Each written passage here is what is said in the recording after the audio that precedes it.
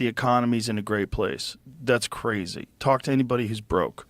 Talk to anybody who's struggling to pay for bills and groceries. Talk to anybody who's trying to buy a car. The economy's bananas right now. It's sketchy, very sketchy, and a lot of it is people are robbing each other on Facebook Marketplace. A lot of it is recovering from COVID, I'm sure. There's probably a lot of blowback from that. I mean, they shut the whole fucking country down, which is just so nuts. That was insane, man. I think that's one of the people are robbing each other on Facebook Marketplace. My buddy was going to buy a couple walkie-talkies off a guy, right? Gets fucking mugged, right? Really? Yeah, he's going to buy a couple of So he meets the guy to go get the walkie-talkies, and the guy mugs him? And it's like the seventh story I've heard, but it's like, people are doing crime, people are resorting to crime. And that's when it's not good, I feel like. Not just that. When people are resorting to crime. This administration did that I think is terrible, and this is a progressive liberal thing, is that you have these DAs, these George Soros-funded DAs that just let people out for violent crime. And get the no cash bail thing. And when there's no repercussions for crime, guess what? Crime goes way the fuck up. Oh, yeah. If I'm a criminal and they're like, hey, it's crime time or whatever, I'm going to fucking put on my cleats or whatever. I'm going to get out there. You're going to go to jail and you're just going to get released. Yeah. It's like catch and release. Yeah. It's almost like the fishing rules or whatever. Like if you go trout fishing in the lake. A little bit. You're a fly fisherman. You used to be a cop, now you're a fly fisherman with you just have a pair hooks. of Nikes on the hook. Yeah, you just put them out there. Yeah, those fishermen, they use barbless hooks, and then they let the fish go. I went fly fishing recently. Yeah? Yeah, man. Did you have a good time? Yeah, you know what I did? I thought it was like, let me think about what I thought it was like. It's the more sophisticated way to go fishing. Yes, it was like, hey, excuse me, fish. Yes, gentle casts. Yes. It was like, hey. It also requires a lot more skill. Well, it requires more patience. For sure. You can't, like if you have a kid or whatever, you can't do it. Like Like if you're just fishing on the bank, you can have your kid and he can be sitting there smoking or whatever your kid likes to do, But if you're in that, you have to constantly be moving it. Right. It's very kind of like, it's kind of homoerotic almost. It's like, hey, fish, really? or whatever. It's flailing. It's like, hey, gentle. fish. Think so? Yeah, dude. You haven't seen those guys? It's like, hey, fish, I'm over here. I'm over here, boys. Well, the least sophisticated form of fishing is like a bobber with a worm on it. Yeah. Right? Yeah. That's the least. You throw it out there. But that's some of the most fun fishing because when that bobber starts moving, you're like, oh, shit. Yeah. Oh, shit, I think we got one. Oh, shit. It's like Jaws all of a sudden. Bro, fishing's so exciting. Yeah, my grandma used to take us fishing, dude, and she was like a malignant fisherman or whatever, and she would Degenerate? Yeah, like very. She was like a staunch fisherman. Like staunch. Like we're fishing, Oh, aggressive. You better not fucking not fish, She would like kind of have that kind of behavior. Yeah, she was very, you better fucking fish, white boy. Whoa. She would kind of be like that. Yes, very aggressive, right? About fishing for little kids. Yeah, and we'd have to strange. be quiet and look straight out and wait for the bobber. But she was really, she loved to fish. Did she love to eat fish? Yep, she liked to skin them and grill them and everything. Yeah? Yeah, it was What cool. kind of fish? Mostly catfish, bullheads. We used to fish up in like Spoon River up in like Illinois. Do you guys use like chicken liver for? Yeah. This episode is brought to you by ZipRecruiter. I might not have worked in traditional offices, but I've had many different jobs in my day, and while there are many different types of offices, one thing is for sure.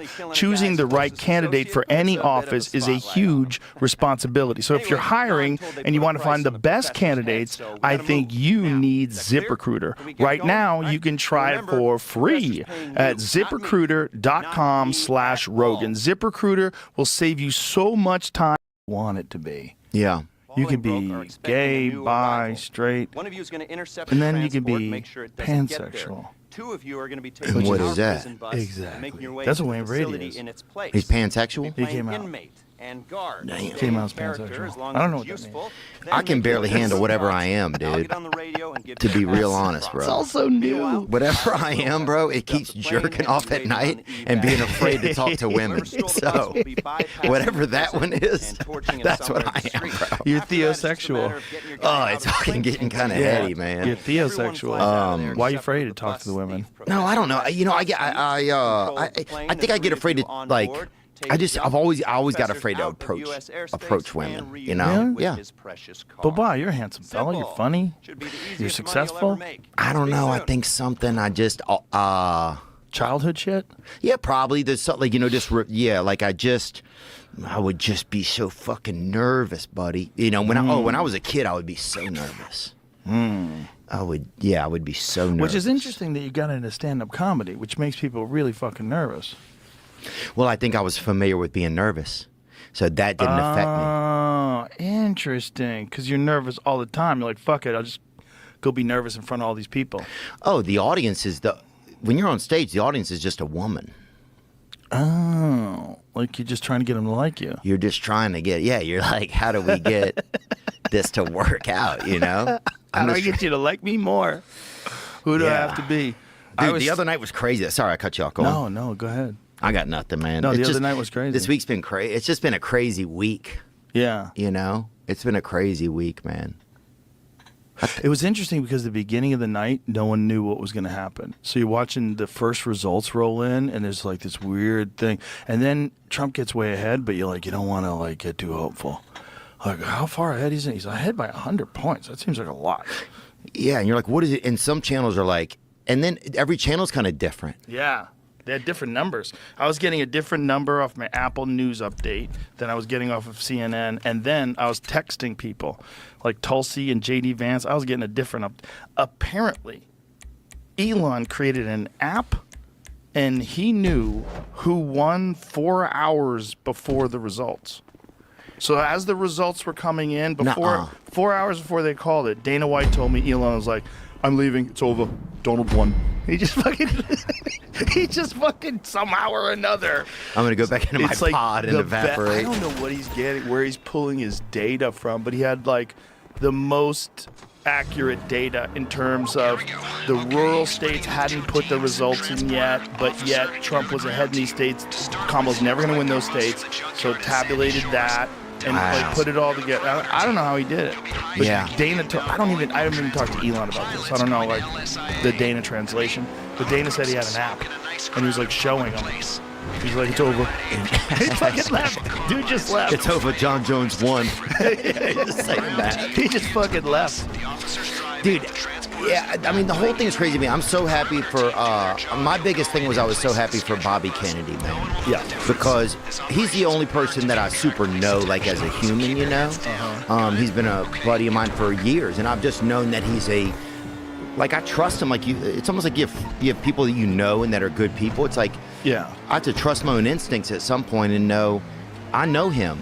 Right. You know, he's somebody I would vouch for. Right. You know, he's a good guy, and he's been helpful to me, like in moments where I have struggled as a person, and just been inspirational to me. You know, it's like I know him, you know, like a friend. And so that's, I think, like, that was something I was like super excited about, just to see where everybody was like, screw this guy, you know, and to see him have a arc where it's like, because all he ever cared about, to me, and I don't know, this is just my opinions, dude. Some people, everybody has their own opinions, and I'm an idiot, but he always cared about like the rivers and the environment, you know, and then he started to care about the environment inside of our bodies, right? So for me, that all makes sense, right? And so, like, well, you know where it all happened from, right? I was super excited about. Do you know how he made the transition to being worried about pharmaceutical drugs? Mm-mm. He would give these speeches, and he litigated a bunch of lawsuits against corporations that were polluting rivers. They cleaned up the East River. He was an environmental attorney, and they were also talking about the effects of mercury poisoning in the soil and water. And these women kept coming to these things that he was doing and saying, you need to investigate mercury in vaccines. And, you know, he thought, like, that is, like, which most people think. You hear vaccine, like, the last thing I want to be labeled is a vaccine skeptic. Jesus Christ. A vaccine denier. That's like, I mean, we talked about this yesterday, but it's like Holocaust denier is number one, but vaccine denier and election denier are, like, right under there. Yeah. And he started looking into it, particularly the MMR vaccines and the correlation between the uptick of all these autoimmune issues, autism spectrum disorders, all these different things that coincided directly with the increase in the vaccine schedule for kids. And so then he starts doing research on it. And the more he does research on it, the more it gets uncovered that there's this gigantic machine that's protecting all of this because there's so much money that's being generated, and most of it has to do with during the Reagan administration, they gave them immunity to prosecution, so they were no longer liable for whatever side effects the vaccines caused. Yeah, that's pretty wild. Yeah, and then of course these motherfuckers started giving little kids, little babies that were just born, Hep B vaccines. Like, what are you doing? Like, that's you get that from needles and sex. Yeah, this is unless fucking it's Pam baby. Anderson's baby, dude. I wouldn't put anything in that kid, you know. And no, I don't even know if she has any kids or not. And I love Tommy Lee, so I don't know. Well, you fucked up. I already done, dude. It's a joke. What are you gonna do? It's a fucking joke. Yeah, sorry, everything's okay. I feel the same way about Bobby. I don't know him as well as I know Tulsi, though. Tulsi is. Yeah, I don't know her. Tulsi's a good friend of mine. I love her. She's great. She's an awesome person. She's like a legitimate awesome person. You know, that lady, she served as a congresswoman for 8 years, and the whole time she was against this divide of right versus left. She was always trying to be cool with everybody. She served overseas. She was deployed overseas in a medical unit, man. So she was helping people that got blown up by the war twice. That's where she got that crazy white streak in her hair. Really? That all came from the stress of being overseas, working in a medical unit. Wow. Yeah. Yeah, I guess, can stress be that compartmentalized inside of you and it comes out like that? Oh, Huh? your body's...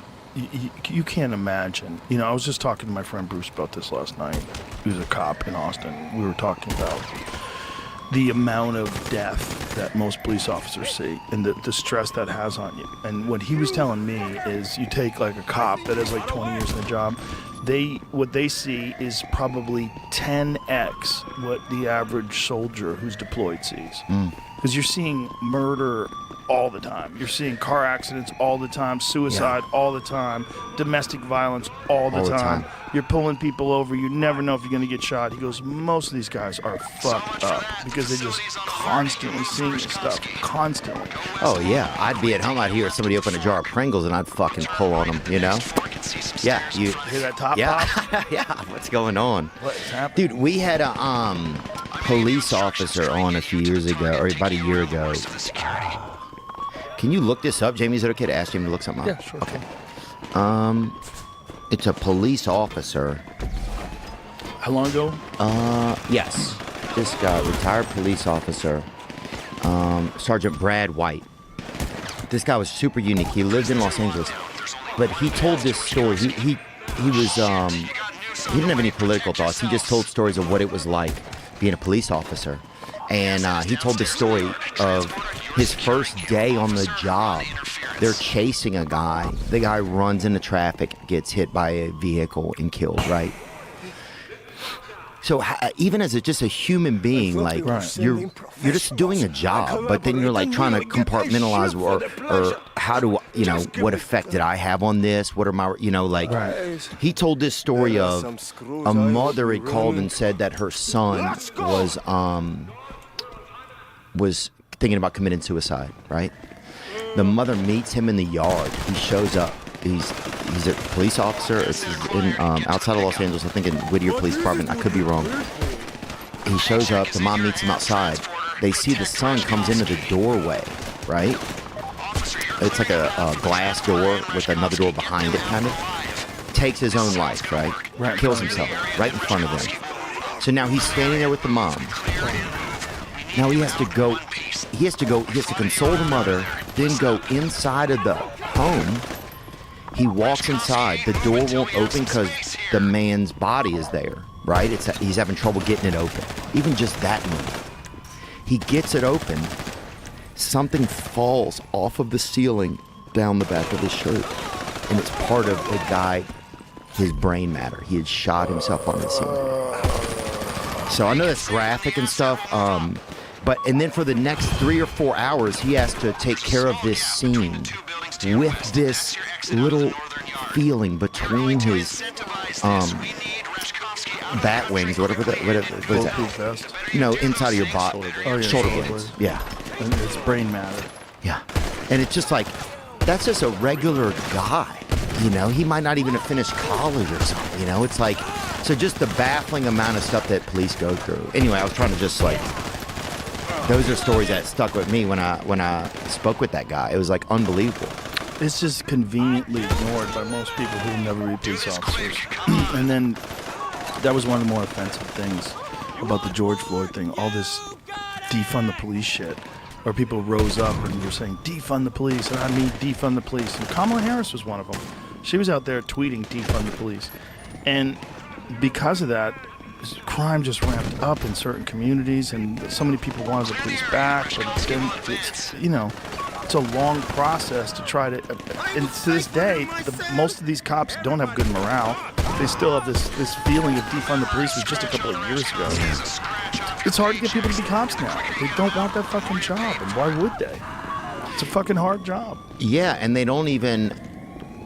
I think the highlight, like they used to play like softball in our area against like the fire department. That was like the highlight of it. You know, it was like having like competition. You know, but I don't even like if you defund them, they're not even super funded. You don't ever see a cop with like a boat.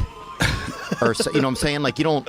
A baller cop. Yeah, you don't see a fucking... Yeah, right, if you think about how hard that job is, like, hard jobs should pay more. Right? Yeah, dude. You know? Like, what is the... I think if you paid them too much, though, then they just quit. Like, I got enough. I'm out. Yeah, I don't know. It'd be tough. Because, like, what's harder, being a rapper or being a cop? It's fucking way harder being a cop. Oh, yeah. I think, yeah. But rappers get paid way more. That's true. Cops just... I think a lot of cops will start making albums from their cars, you know? But there really should be there should be a great producer that goes on a ride along with a police officer. This is going to happen, watch. And makes a dope track with a cop. Right. And you could make a dope and you'd have so much great visuals. Right. And the proceeds go towards supporting the police department. Yeah, like the cop could like be saying shit from behind the wheel, and you can sample that. Yeah. Sample that and turn them into songs. We got him. In pursuit. Different codes. 5150. Isn't that when something's crazy? Oh yeah, that's crazy right there. That's 50. It's 44. Look at is this cop rap? What is this? Grammy-nominated rapper, Sacramento police officer records new deployment recruitment video. Pull him up, man. No. I just figured there could have already been one. What's that? 5150. What do you have to do to be a Grammy-nominated? Grammy-nominated doesn't impress me. Like Grammy-winning, that impressed me. Grammy-nominated. Dude, my Grammy. Who nominated you? Yeah, my Grammy will nominate anybody. She liked Traveling Wilburys. You didn't. I didn't. I mean, if my grandfather showed up and said, hey, they're good, I respect that a little bit more, but that's just me, you know. Lainey Wilson, I love. She's great. Red Clay Strays, Stephen Wilson Jr. Red Clay Strays are great. They're good, huh? Yeah. There's good music out now. It's a good time for music because, like, you could find things so easily. You know, you don't have to wait for the radio. You just find stuff. People send you stuff. Like, in the green room all the time, someone will play something. I go, what is this? And I'll Shazam it. Like, oh, shit. It's nice. That Shazam thing, that feature is so huge. Yeah. You know, on Google Pixel phones, there's an option to just have it on all the time. So anytime a song is playing, you can look down on your phone and it'll tell you what song's playing. I didn't know it. Do they still do that? I think that's still a feature. I think it's only on the Google Pixel. I feel all over the place. You ever feel like that? Oh, yeah. Like Well, I you haven't open been your life. sleeping. I didn't sleep well. 2 days in a row, I didn't sleep. The night of the elections, I could not sleep. I got home, I was wide. Did you jerk off or not? No, just sat in front of the TV. I was watching professional pool, sitting in front of the TV. I called Dave Smith. Me and Dave Smith talked on the phone at like 3:30 in the morning.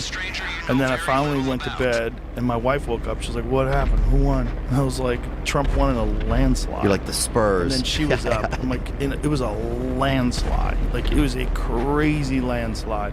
It was the red wave that everybody thought was going to happen in 2022. Hey, Jamie, I'm hearing more and more about what we talked about yesterday, about the amount of people that voted for Biden in 2020 versus the amount of people that voted for anybody in 2016 and for anybody in 2024.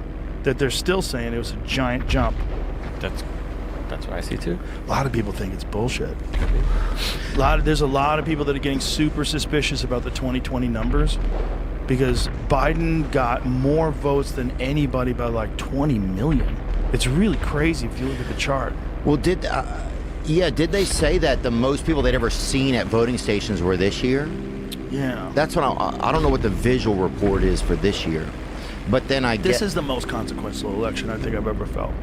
For sure. For sure. The way people felt about it, too.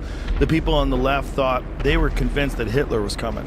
They're convinced that some right-wing authoritarian's going to come down and take away all your rights. And well, that's the media does that. 100%. But 100%. Not what he was saying, not what he did for 4 years in office. It's all the media. And we're all victim of it a little bit. Because you won't defend him or support him if you hear all these things about him, because then you got to defend the fact that no, he didn't really do that. He's not really a felon. There were only misdemeanors. Texas voter turnout falls in 2024 election despite record registration numbers. This is just Texas, right? 61% cast ballots, near 6% drop from the 2020 presidential race.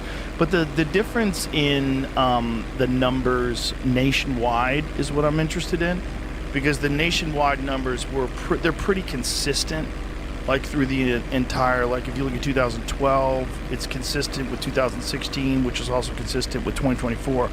The anomaly is 2020. Yeah. In 2020, everything goes way up. Way up. Maybe because people were sitting at home and so bored and they said they didn't have much to do, you think? Could be, because it was during COVID. Could be a lot of people weren't working, so they did have the opportunity to vote. Voting should be a national holiday. I agree. I don't understand. It's crazy that you give some people a complication. Like, imagine if you have a shithead boss. Like, I gotta vote. Why didn't you vote early? Because I was working for you, you piece of shit. Yeah. Let me go. Let me go vote. Yeah, I mean, they give Christopher Columbus as a fuck holiday, that dude. guy. The Lieutenant Dan of the 1400s. That dude gets a fucking holiday, okay? Yeah, why don't you go But read you don't get a what that day guy off. did? Let's get rid of Christopher Columbus. They changed it to Indigenous Peoples Day. Like, and the Indigenous people are like, thanks, after you wiped out 90% of us. Yeah. Thanks for giving us a day. How about we keep that day? That's fine. But how about we have an election, national election holiday? We could do it one more holiday. Celebrate it. It's a great day. People can Yes. rejoice. And then I Cookouts. think, yep, it would take a lot of stress off people, too. It's like, today's Yeah. also a day of celebration. It's not this day that I have to sneak away from work and be sneaky or whatever. You should have and eat in my car. It should be a paid holiday. Yeah. You should expect to have to pay your employees on the day that election comes, because everybody should be able to go vote. That's what it should be. We should make it we'll talk to Trump about it. Making a nationally mandated holiday. I don't have his number. I don't know. I mean, I there's a guy in his department I have his number. We could hook it up. I know some people. Yeah, dude, it was just what a crazy week. Yeah, very crazy. Well, you were one of the first guys to have him on the podcast. Did you have any hesitancy having him on at all? My brother's a lot smarter than me, and he said, "Hey, man, I just want you to think that there could be some reflection from people if you have him on, right? Like some people could be upset about it, Right. you know." And I thought about that a little bit, and I was like, well, I don't really, I don't know, like, I have political thoughts and beliefs and stuff like that, and it's like, it's hard to find a group that really embodies them. And if anything, right now for me, it seems like I don't even feel like these new parties are the same as the old parties. They're not. It doesn't seem like, this isn't Democrats and Republicans. There's something else transmorphing right now. Yeah. And so I thought, well, I just want to be able to have a chance to talk to this guy, And the main thing for me was like you talked about Dana White earlier. He's really, I know that you guys work together, and he, I knew that Trump's brother suffered from addiction, right? I knew that, right? I heard that or something, and I looked into it. It's like, okay, he lost his brother. His brother died of addiction. So I was like, well, that's interesting to me. you know? And I wish that people, I wonder if there's more to Donald Trump. Like, is there more of a way to talk with him about something that means, you know, try to get an emotional well, like more of an emotional well to him than it seems like that's in the public. Well, there was a thing that was going on for a while where you were platforming people. This was the idea. Like, if you had on a guy like Trump, you were platforming this bad person. This was this thing. Yeah, I didn't think about that at all. But it's an authoritarian way to regulate conversations that let you know more about people, and it's stupid because people don't want to have a nuanced perspective on anybody. Look, this is one of the reasons why I wanted to talk to Kamala Harris. I'm like, I bet there's a person in there. I bet I can get to that person. Yeah. I wanted to find that person. I don't want to hear all the speeches. I don't want to hear. I was raised middle class. I don't want to hear any of that shit. She's a roller skater. You know that? No, I would love to find that out. Yeah. I would love to talk to her about all kinds of shit. I literally said, like, because there was a few restrictions of things they didn't want to talk about, but I said, I don't give a fuck. I go, get her in here. Like, whatever you want to talk about. And they want to know if I edit. I'm like, Okay, get to it. no edit. As long as they Yeah. We're not secured gonna the inmate edit. in a guard, they should but- raise the alarm. Yeah, that's the same thing they I asked us. Is there an edit, you know? I just wanted to talk. I feel like you give someone a couple of hours and you start talking about anything. I'm going to see the pattern of the way you think. I'm going to see the way you process ideas. I'm going to see whether or not you're calculated or whether you're just free. Yeah. Or are you comfortable with you, or are you projecting things? Like, she's got 80 different accents. How do you decide which one to pull out? Yeah. Like, she's got, Yeah. she busts out different accents depending on who she's talking to. Yeah. They should I have do made her that talk too, to a though. bunch of Chinese folks. I would have loved to hear that accent.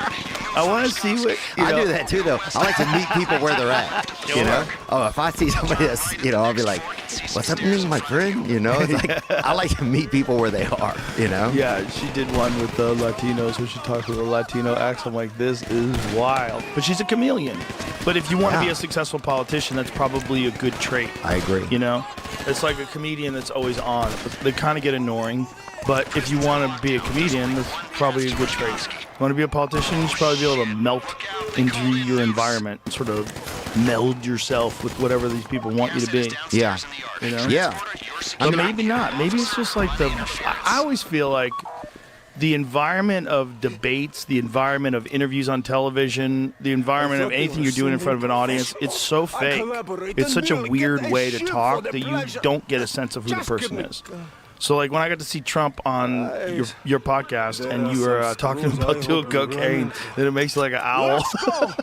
Oh, God. It was hilarious. It was hilarious, but it was like you got a chance to see that guy as a person trying to figure out, like, who is this psycho I'm sitting here talking to? I remember that shit. I'll fucking make a nest in my living room, dude. That shit, boy. You fucking, I'll scoot over to the neighbors and steal some twine in my beak, homie. There's nothing worse than being locked out of your place on cocaine, man. I can only imagine. But you talking to him, like, as a person is, like, almost more valuable than any other kind of speeches he does. Because when he's in front of everybody, talking about we're going to make America amazing, those are great speeches. But you don't, like, she had an amazing speech. When I was like, she could win, was when she had that one speech about Donald Trump, like, scared to debate her, but he says all these things. But you know what I always heard? If you want to say something, say it to my face. And the whole place went crazy, and she was laughing. I didn't see that. Oh, it was so good. It was her best speech, for sure. And it was right when they decided that she was going to run for president. Maybe that is what got people involved. Biden stepped down, and she had one banger of a speech. She looked young and energetic, and, like, it really made you feel like she's this cute. is going She's to be a kinda chick. She's hot. Yeah. She got was that. younger. She was a smoke show. She's still all right. She got that thing on her, I bet. So that You know what I'm saying? I do know what you were saying. That's why it's so crazy. Because a lot of brothers love her, too.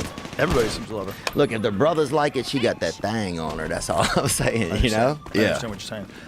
But, like, that one speech was almost enough for her to win. And if she just didn't talk other than speeches, but they would have done, they needed to do a better job of speeches because every speech was the same. And the problem with that is, we were talking about this, like the internet. You get to see that speech over and over again online, like, and then people make compilations of speech. And it looks, Right, and the same thing. but it's like if someone goes to see your act. You know, they don't understand, like, acts, like, to develop a bit, it takes months and months and months to really, like, put it together where it's, like, rock solid. Yeah. And you're going to do it the same way or slightly different every night. And if someone comes to see you and goes, Theo's so full of shit, man. He told us the other day that it was just the other day. Yeah. But meanwhile, he said it 3 weeks later. It wasn't just the other day. It was 3 fucking weeks ago, dude. You're repeating the same shit. Yeah, So that's what they you got feel too about- many leap years, white boy. Yeah, shit like that. Exactly. So that's what they feel about, like, a presidential candidate that's telling the same speech over and over. Well, hey, you're not supposed to go see all those speeches. But yeah. You know? Yeah. But the thing is about you're Trump. not following the Grateful Dead here. You know, Trump it's like, rambles. but Trump has a lot though. Trump has a lot that are repetitive.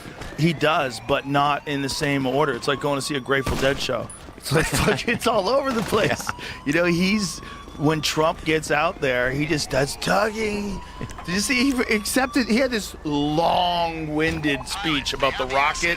That was about insane, Elon caught dude. the rocket. I'm Yo, like, you just won the presidency. edit. Edit that down. You can edit that down. That could be 2 minutes. Beautiful arms. I was worried about that in the very beginning of the podcast before we got cooking. When he was talking to me about Lincoln's bedroom, I was like, oh boy, like where is this going? I've been to Lincoln's bedroom. How was it? It was okay. I think you can bring it up. Actually, it's in Springfield, Illinois. Oh, it is. No, he was talking about the one that's in the White House. Oh no, I've been to just his child before he got You go to elected. his childhood home. Oh wow. It's really interesting. He used to keep his notes in his hat. Oh, that was a good move. Pretty cool. Big ass hat back there. That head wallet, baby. He had That's that a bitch good on move. him. That's Yeah. a good move. It's like Especially credit cards behind your phone, that kind of thing. Except if you lose your phone, you lose everything. But you ain't losing that big ass hat. That was fucking long, dude. Isn't it crazy, man? You ever see like how many dudes wore like fancy hats back in the day? That shit just went away. Imagine if you were a kid and you're growing up in a hat family.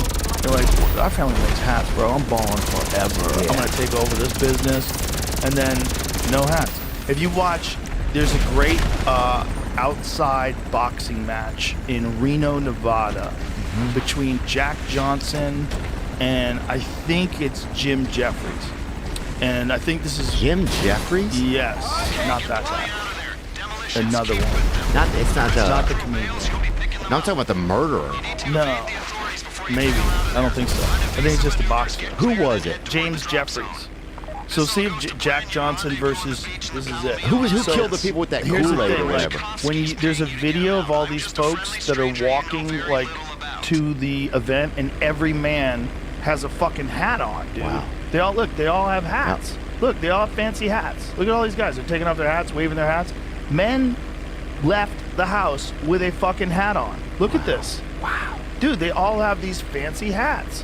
What happened? They're all dressed up nice with fancy hats. First of all, good luck seeing anything outside the Republican National Convention with that many people on the streets dressed up in suits. That's it. It's the only time you're ever going to see this. These are like regular men walking on the streets. Everybody had fancy hats on and a nice button-up shirt and a suit jacket.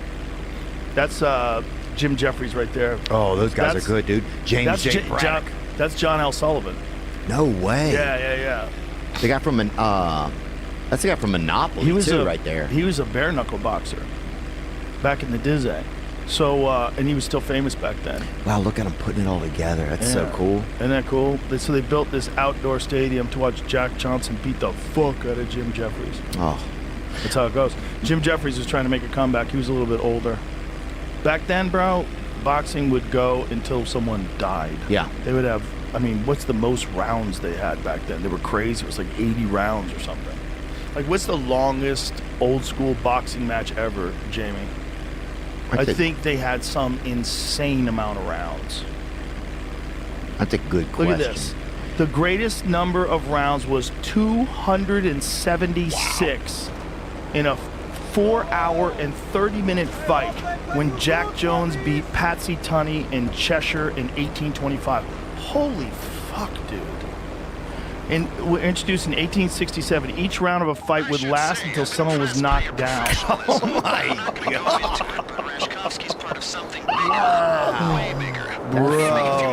Bro, 276 rounds is so crazy. That's when you get all your CTE in an IV bag. You just get, You'd have to. That's the Brennan Shaw gauntlet right there, dude. You just get your CTE just hot pumped into your fucking brain. Modern. I'm just boxing joking, would be Brendan. 110, I guess. Oh my God.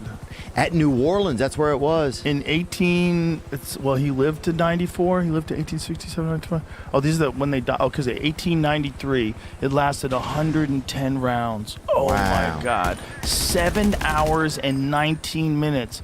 It was declared a no contest, later changed to a draw. Dude, most people couldn't go that long without even looking at their phone, dude. much less 7 much hours. less having to fend off a guy. Having to take a shit. You're in the middle of a 200-round fight. You have to take a shit. They should have a diaper round. We have to fight and shit at the same time. I would bet it affect your punching power. Just waddle around and shit. Of course. Dude, You I know don't think shit? there's a way you can shit and punch at the same time. It would be Can there? very hard. Look that up. Very hard. Because, yeah, think about it. Yeah. No. It'd be so You need soft. to tighten all that up if Yeah. you're going to throw a good punch. Like your ass cheeks tighten. Because you kind of use your legs as you thrust forward. You really can't shit and punch not effectively. Fuck You're gonna yeah, lose we that cracked round. the code, bro. Yeah, we cracked the code. You're gonna lose that round. So I guess they probably just pissed themselves. I know guys who've shit themselves in the UFC. Multiple guys. Yeah. It breaks my heart. I believe Tim Sylvia shit himself in a fight once. Who else? Someone came out there. Michael Chiesa looked over at me once while I was doing commentary. And I think he got called. I mean, it was perhaps one of those situations where the fight before ended quicker, so he didn't get as much warm-up time as he wanted. Yeah. And then all of a sudden he's running out there, and he looked at me. He goes, "Dude, I'm about to shit my pants." I go, "Really?" He goes, "Yeah, I'm about to shit my pants." And he won. He went out there and won first-round submission. Because he had to. Because he had to. Man. Yeah. Dude, there's another... So is this the fight? Oh, is this another guy who shit his pants? 5 fighters happened to 5 who people. pooped their shorts. Yeah, it happens, dude. This guy shit himself a little bit. Dude, I would shit myself if I had to go in there. Yeah. So that's crazy. Tim Sylvia definitely shit himself. Randleman shit himself? Yeah. It happens, man. Look, you're getting Oh, your I'm not dead. Yeah. liver pounded on. You're getting kneed in the They don't even guts. have the one that happened. Oh, I got in a car accident once and it happened. You shit yourself? I didn't want to. I didn't have a choice. It just happened. It wanted to. She shit her pants too. Justine Kitch, No. congratulations. All over the. I bet dudes would pay a Call lot of time money out. for that on OnlyFans. You could sell them shitty drawers. And that's Mark Goddard right there. Call time out, brother. He just stepped No. in it. Oh, that's is that Keith. what it is? That's the Yeah. poop? Oh, no. Imagine if you're, like, face down, if someone's putting you in a rear naked choke and they didn't clean the mats that good and the person before shit all over the place. And you get pink eye while you're getting your ass kicked. God, that makes me scared. Yeah, that's a scary job. That's the scariest job. You think, Yeah, I went to that fight with you. Or no, I went to that fight. Remember me and Joey Diaz went which one? in New York. I was thinking of your fighters. Well, I went and saw the James J. Braddock statue before. It was in New really? Jersey. Before Dustin and that last fight that he had. No, the one before the last fight. Justin Gaethje? That was in... No, after that. It was in New Jersey. Okay. The that Pride was, of yeah. Benoit Saint-Denis. Yeah. Yeah. Yeah. No. Yeah. Was it? Yeah, he beat up Benoit Saint-Denis and knocked him out. Islam Makhachev. That was after He that. lost to Islam. That was in But- Jersey. Oh, Right. which one was in Jersey? Islam? That one was in He Jersey. didn't beat Islam in Jersey. Right. So he fought Benoit Saint-Denis, then he gets a title shot against Yeah. Islam. Yeah, I went with Joey. And I went to the James J. Braddock statue before. It was awesome, dude. Islam's a monster. He's so good. Yeah, it was crazy. And Joey was like, dude, he was so this is all love, dude. He's a fucking tremendous. He's one of a kind. And his book is great too if you haven't read his book. But he's sitting there, he'd been eating mushrooms, you know. And once he even started eating a little, you could see Aaron Rodgers start to look over, you know. He was getting That's curious, hilarious. you know. He's like, what was happening, you know? That's hilarious. But by the sixth quarter or whatever, I don't know how the fights go, but it's like by the sixth quarter, he's just rubbing on his thighs, right? He's fucking. He goes, "Who's winning, dog?" That's what he kept saying to me. Oh, I can't But wait to see him. Joey used to shovel snow for James J. Braddock. Did he really? Yeah, Wow. That's crazy. it's one of my favorite things that I ever learned about him. That's crazy. Can you imagine that? That is crazy. What else is going on? I'm gonna see him in a couple of weeks. He's coming out here. Joey is gonna start staying out here for months at a time. Yeah, he wants to get a place downtown near the club. Me too. I'm gonna come back and look in about a week and a half. Every time he comes, he's like, I gotta come out here, dog. I'm like, come on, we'll make it easy for you. I'm like, we'll make it easy for you. You tell me when you want to come, you come. We'll fly you out, put you up, whatever you want. I'll get you a real estate lady. Let's get the party started. And I'm trying to bring back the Church of What's Happening Now. Because him and Lee Syatt, they were together when they were at the club together. And I'm like, come on, let's get the band back together. You guys together were fucking amazing. There was nothing like that. Show kept people alive. That show, Joey Diaz's show, was one of the most ridiculous, silly, preposterous shows. It was so ridiculous. And then he went to New Jersey, and here's the problem with Joey in New Jersey. He loves New Jersey. He loves New Jersey people. He needs comedians. And you forget that until you're not with them. And then you're like, oh, this ain't no fun. Yeah, you're just talking to plumbers or whoever's got a decent attitude or whatever, you know, a decent sense of humor. That's nice. I like talking to all kinds of people, yeah, obviously. But I need comedians in my life like I need vitamins. Like I need a certain amount of sunlight to get some vitamin D. Yeah. I need comedians. It's too, like that night that we had in that green room watching the elections, how many jokes were cracked? How many fucking times we rag on Tony? Oh, dude. We talked Tony off the ledge. We did it. Tony's just fucking... Tony's like got statistics. 26% more Puerto Ricans voted for Trump. Bro, he had the Puerto Rican app open on his Whoop bracelet. I'm like, they have that? What is that? Bro, the whole thing. He was like, how many plantains have sold tonight? He was fucking losing his mind. They tried to label him as a speaker. They said he was a speaker. A speaker? That was at the Trump rally? He said that Puerto Rico was a pile of garbage. These are human beings. Was that Adam Ray? Who was that? That's Obama. Oh, it is? A speaker? That was at the Trump rally? He was talking about Puerto Rico as a pile of garbage. Dude, the simple fact that Obama's talking about Tony Hinchcliffe is crazy. Bro, Obama's doing a Tony Hinchcliffe bit. There's a video of us at the mothership. What is going on? We played it yesterday, but I want to play it again, Jamie. Play the video. It's on my Instagram of Tony is on stage in the main room. By the way, Tony goes on stage. It's like Richard Pryor just showed up. Yeah. They were going nuts. He murdered. He has 35 minutes on it. Oh, yeah. He's on stage. No way! At the same time? At the same time, yeah.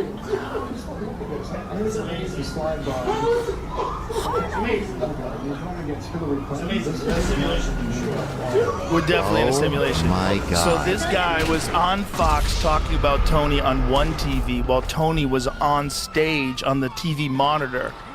That's unbelievable. We did it. He was so nervous because here's what was going to happen.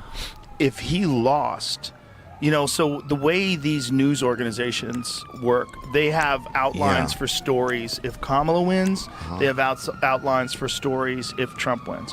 If Trump lost, they were going to blame it on Tony. Mm-hmm. They had stories where they're going to blame it on that joke, and they were going to say that joke turned the tides and made people realize that Trump organization's filled with Nazis and racists, and they were going to blame Tony, and Tony would have been fucked. Because then the Trump supporters would have thought that too. Right, so it was like both sides would have disliked Tony. Absolutely.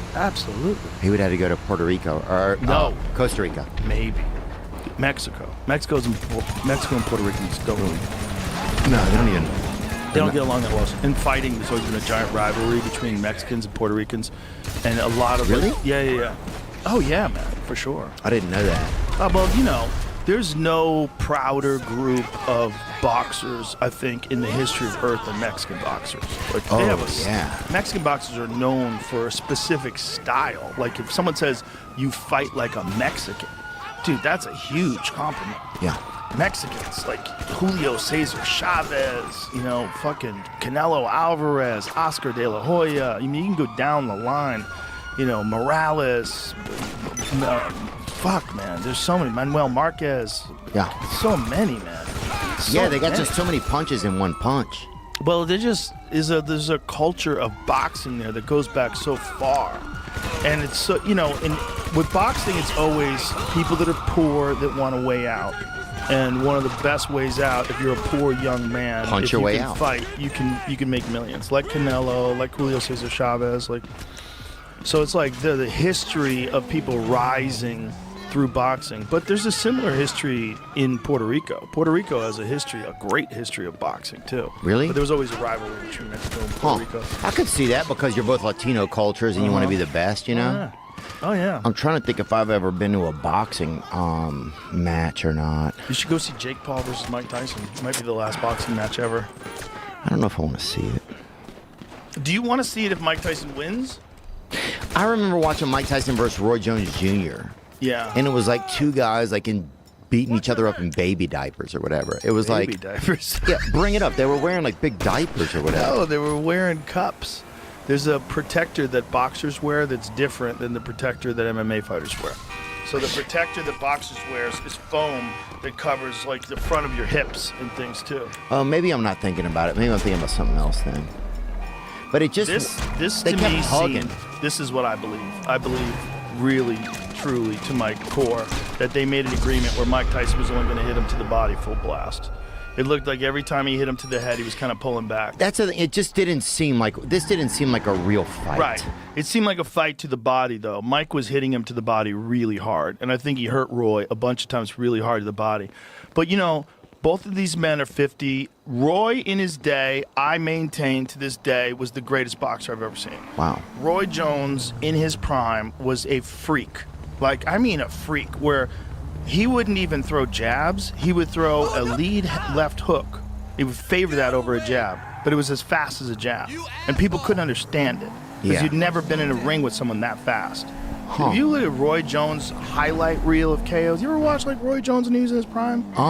They were executions, son. It was like Mike Tyson in his prime, but a different thing. In fact, in a Nas song, Nas says the new Mike Tyson's Roy Jones. Wow. Roy Jones was just executing people. He was so much faster than anybody. His timing was so good. His He was a power. sniper. Oh my God, he was just so skillful. Who would you rather knock you unconscious, you think, if you had to pick a good fighter? Oh, I don't know. Maybe Roy would just put it out quick, just pop you on the chin, and you'd be Roy like, or okay. Connor, though? Both of them will knock you out quick. You think? Yeah, but and this is his one fight with Roy Jones with Vinny Pazienza. It was the only fight in CompuBox history where the opponent didn't land a single punch. Wow. A single punch. This was like when Roy was trying to get the referee to stop the fight. Before that, Roy signaled to the referee, stop the fight. And the referee said no, and then Roy goes like this. He's like looking at Vinny, sorry, I got to do this. I've never even seen He just that. lights it up. Bro, he was so good in his prime. But like all fighters, they stay past their prime, and people really only remember them for Then. when they lost.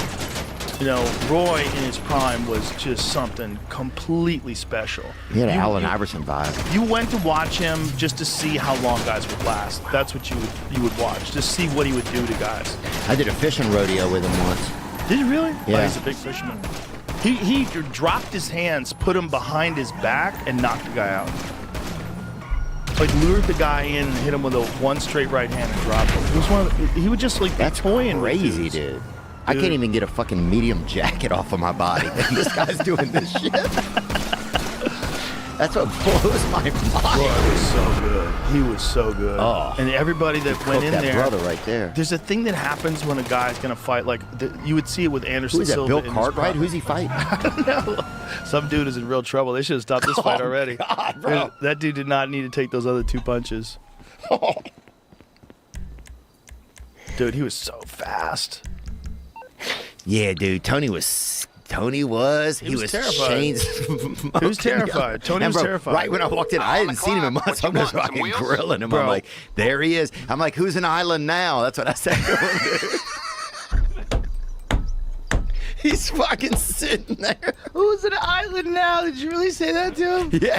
Bring it to you. And here's the best thing about Tony, though. He laughed. Like, Yeah. Tony is for the joke, right? Oh, yeah. Like, even if he's, like, going through it, he respects the joke. And, Always, like, always. There's many layers to that whole thing. It's like, Tony is who he is. Yeah. And you respect that to the core. Was it the best timing? Probably not, right? No. Was there a lot of supervision over him, what he said? No. Probably not. But that just shows that's you how also disorganized that meeting was. it's disorganized, but it's also real. So it's like there's two ways to look at it. It's like It's like nobody proofread it. Let me clear something there, because we did say that they had went over his material. They didn't. They did not go over his material. They did. Someone suggested he take one joke out. So he took this one joke out, and he's like, oh, what do I put in its place? He decided to go with the Puerto Rico joke. You fucking dumbass. Don't you know? We did it. Yeah, but he's just so silly. But But he laughs at himself. Oh, totally. But also it's weird because it's like, do you want things to be tailored or do you not want them to be tailored? You know? Yeah. It's like you could have a group that goes through every single joke and says no to everything, Right. and then you get nothing. We're here to help. You get you know what I'm saying? Kind of, it's like how many layers of when you drain spaghetti or whatever I'm talking about. Like how many layers of spaghetti? I don't know. It's been a long year. I know what you're saying. But I think when you get to a certain level of your career, you got to say no to things that are outside of comedy. Yeah. If you're just coming up and someone says you want to go speak in front of the president, go out there, make a mark, soldier, give it your best. Yeah. But if you're Tony Hinchcliffe and you just did the Tom Brady roast, Kill Tony's the #1 comedy podcast in the world. Unreal. You have millions and millions of downloads every week. Don't do that. Just do comedy. You're really good. That's what I was trying to tell people. If you saw those same jokes on stage, he kills. Fucking crushes. It's just the worst environment ever for it. Lights are bright. It's in the day. Yeah. No one knows a comedian. He goes up cold. No one goes on after him. There's like his big-ass paws after him. The whole thing was like organized terribly. Yeah. Terribly. Just complete disorganization. It was like there was the Trump speech, which is the big thing. Like, what do we do with all the extra time? Like, let anybody talk. Who wants to talk? This guy owns a fucking sandwich shop. Let him come up there. Yeah, look, it's my friend Giovanni. Like, let anybody in there. They were letting people that were saying wild stuff, too. Oh, they were letting anybody in there, And dude. it didn't seem like they vetted a lot of the speeches. Some of the speeches were like, what? They had 40 minutes of ASMR in there. They were fucking letting people do anything. Dude, whenever you get an organization, whether it's the Republicans or the Democrats, you got to kind of like appease everybody. And you got psychos and moderate people. And they're all together under this one banner of this one. Like, have you ever been on a sports team? There's always like one dude on the team that's a fucking psychopath, right? Oh, and yeah. You're like, dude, don't cause any fights. Like, leave everybody alone. Let's go. Come on. We had a brother, he would slash everybody's tires, but then here's the thing, we were giving him a ride home. So it was like, well, now we're all fucked. You know what I'm saying? But that's who he was. You had to respect him. He was a power forward, you know? Yeah. Well, sometimes they're not making the best decisions. People They don't, hit the man. head a lot. People don't, man. Especially football players, bro. You get hit in the head a lot, you're going to make some sketchy-ass decisions. Nick Bosa got brave and shared his political thoughts the other night. You see that? No, I didn't. Well, it's just crazy how, like, on mainstream stuff, if you share anything one way, it's okay, but you share something another way, it's not okay. Right. Like, nobody got angry at people. They made fun of people for supporting Kamala Harris. Like, we made fun of Dave Bautista commercial where it's really important to vote for Kamala Dave and Bautista. Tim Walsh. Is that the Menuda? Is he Menuda? Oh, the wrestler, the guy from Guardians of the Galaxy. Okay. You know what I'm talking about. Big Jack dude. He's trying to get movies, man. He's wearing pearls to like red carpet events. I know what you're doing. You're trying to get those movies. You got to like show what, though? You're an artist. You're sensitive. You're on the right side. Put him in he wants to be a lead in a movie. He wants to be a movie star. Then fucking turn on your camera at a house and make something. Dude, I'm telling you, it's the right move. What he's doing is the right move. Even if he's faking it. You mean for Hollywood, you mean? Yeah. Wear the beads. Wear pearls. That softens you up a little bit. Lose some weight. Lost a bunch of weight. Talk shit about Trump. He's allowed to be like a tough guy talking shit about Trump. Did you ever see that Jimmy Kimmel sketch they did? We called Trump a whiny bitch, and you ever see that? Where Jimmy Kimmel called Donald Trump that? No. Bautista. Hey, Bautista did? You never saw it? Find it, because he's kind of funny. Is he the Intercontinental Champion? I haven't watched wrestling in a bit. He was a big-time wrestler, was a giant dude, like fucking built like a superhero. And then he went and did Guardians of the Galaxy. He was a giant dude with Chris in that. Pratt. Yeah.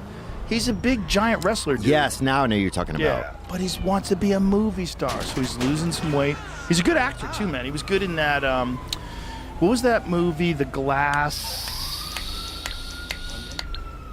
Onion. Yeah, that was a great movie. He was really good in that. I'm trying to think of what I've seen. He's just like if you're a big, giant dude, and you're a big, muscle-bound giant dude, and you want to do like serious roles, like you kind of got to lose some weight. You know, you kind of got to like support Kamala Harris. You kind of got to like wear pearls. You kind of got to like soften your stance. You know, you got to kind of like be performative that you're the guy that they would want to pick, because that's like part of the battle. Like here, let me get this. Oh, that's him? Yeah. I thought that was Eddie Bravo, dude. Trump is some kind of tough guy. He's not. I mean, look at him. He wears more makeup than Dolly Parton. He whines like a baby. The guy's afraid of birds. Donald Trump had his daddy pay a doctor to say his real feet hurt so he could dodge a draft. Look at that gut. Like a garbage bag full of buttermilk. He sells imaginary baseball cards pretending to be a cowboy fireman. The guy's barely strong enough to hold an umbrella. While he's working out. And where is this, at Jocko's gym? I don't know. Chickadee. That's pretty funny. He's got jugs. Big ones. Like Dolly Parton. He cheats at golf. He creeps around beauty pageant dressing rooms. You know that little dance he does? Yeah, he's a pervert, dude. Who isn't a pervert? He's moody, he pouts, he throws tantrums. No, get those lights off! He acts like a 5-year-old behind the wheel of a truck. He bends over for Putin. He's cattier on social media than a middle school bean girl. The guy needs help walking downhill. Almost there, Grandma. So this November, let's stop kidding ourselves. Donald Trump's afraid. I don't watch this kind of stuff. Look at this, the punches. Windmills. Merle Street. And being laughed at.